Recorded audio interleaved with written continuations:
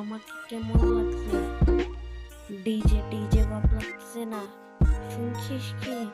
আমি গতকাল আমি 1 সপ্তাহের মধ্যে ভূমধ্য সাগর হয়ে ইউরোপের ইতালিতে যাচ্ছি।